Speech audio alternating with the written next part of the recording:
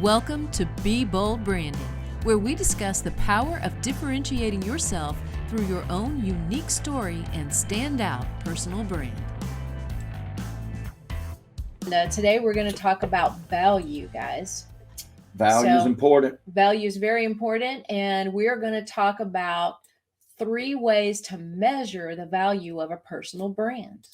Now, a lot of people ask the question, what is the value of a personal brand? How do you know when it's working? How do you know when it's making you profitable? How do you know when it's worth the time and money and effort that you invest in creating and developing a personal brand? Those are the three things we're going to share with you guys today. All right. I'm Tanya Eberhardt, founder of BrandFace.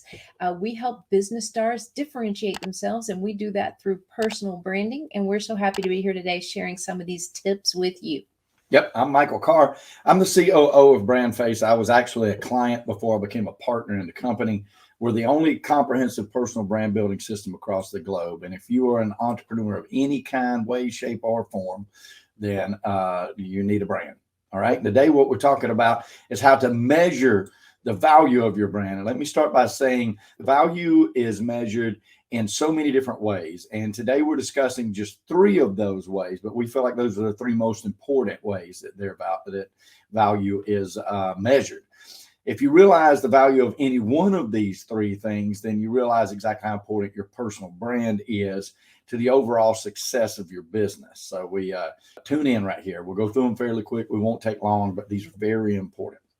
Well, value is a word that gets thrown around a whole lot, right? And we're going to talk about several things with regard to that today. But the number one way that you measure whether your personal brand is working for you or the value of that personal brand is the ROI of your marketing, right? Mm-hmm. So let's face it, whether you're spending a lot of money or little money, you're spending time, money, and effort to market your brand. So we want to make sure that number one, when you define that brand, when you are trying to figure out who it is exactly that you're speaking to, who is your customer, you need to know that so that you can articulate what sets you apart and why that customer should be choosing you.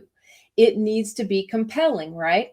So regardless of whether you build out your brand, you're still going to have to market. So you've got to ask yourself, well, how impactful is my marketing going to be if I can't articulate those things?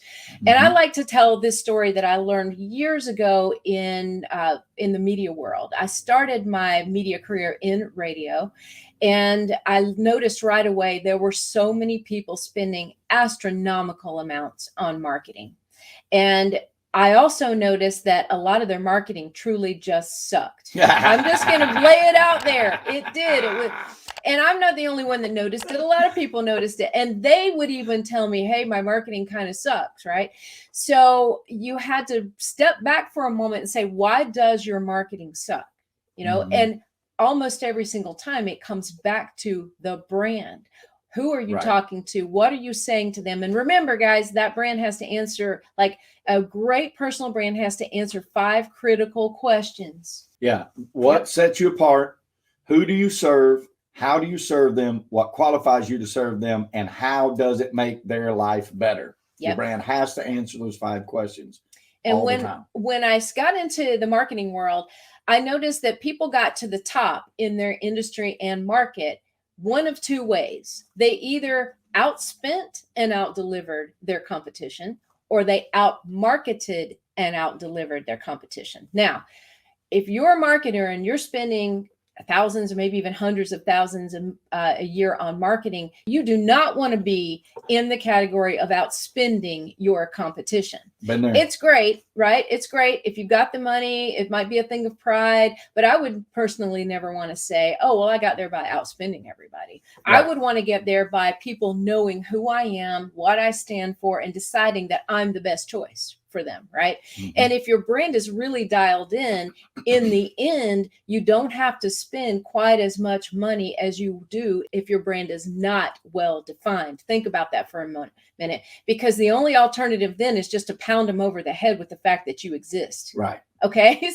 So you want to be in that out market and out deliver category, and you can't be in the out market category if you don't out brand. All right. So that's number one. Number one way to measure the value of your brand is the ROI of your marketing. Yeah. If you got terrible ROI, you don't have a good brand. Yep. All right. Number two is comparison to your competitors. Okay. Not you comparing yourself to your competitors, because that's the first thing we will teach you. And I'll teach anybody in business. Do not compare yourself to your competitors. All right. I'm talking about from your clients and your potential clients and customers' viewpoint, the comparison to your competitors. At the end of the day, your personal brand has one job, and that is to build the value of you and your work.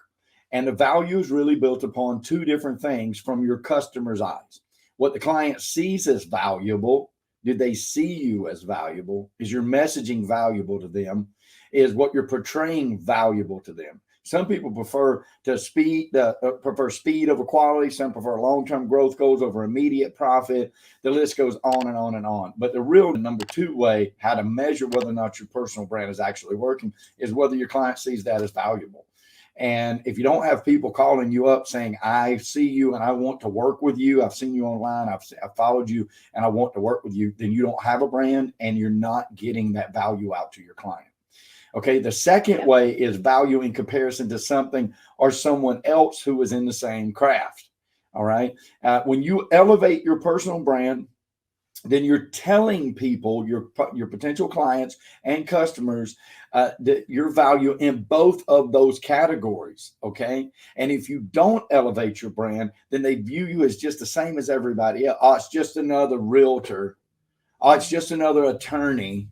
Oh, it's just another insurance agent. It's just another coach, right? If you don't teach them what the value is, that you are the value add to their life, how it makes their life better, then they're going to lump you in with everybody else. It's just another car salesman, right? Okay. And so your personal brand is the only thing that is going to make that difference. Absolutely. And that's number two, comparison to your competition. All right. Number three way to measure the value of your personal brand is one of my favorites, stickability. You got to have stickability, folks. You do. So the questions you start to ask yourself, if you have a great brand defined, developed, and displayed, is, are you starting to hear comments from people about your marketing, or maybe even mentioning your brand identifier, right? And that is, what is the one thing that sets you apart from everybody else? Do current clients recommend you, for specific reasons? Think about this. If you have a referral-based business for a moment, yes, it's fantastic to get referrals, but there's really a big difference between, hey, you should use Tom and he did a really, really great job for us, and oh, you've got to call Tom, like he's the lifestyle locator, and he can make sure to market your house to people looking for the specific lifestyle and area that you're in. Okay, which one is somebody likely to remember?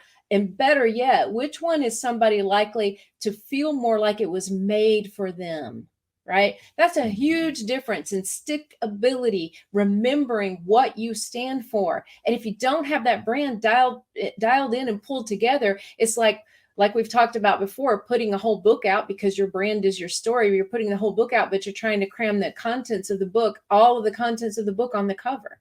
It doesn't work that way. So the stickability is that 75-mile-an-hour drive by, grab you, captivate you, hold your attention, and get you to want to say, hey, let me learn more. Okay. So you want a personal brand that people remember. In the media world, we aimed for what we called the TOMA, TOMA, top of mind awareness, and nothing beats that. That's right. And not just because you're spending a whole lot more money than your competitor just to pound your name into their heads, but what is it about your name? What is it about your company, about what you stand for and what you want them to know? What are those things you want them to know? That's what's missing from a lot of marketing these days. A lot. And it only equates in a waste of money. Okay? Yes.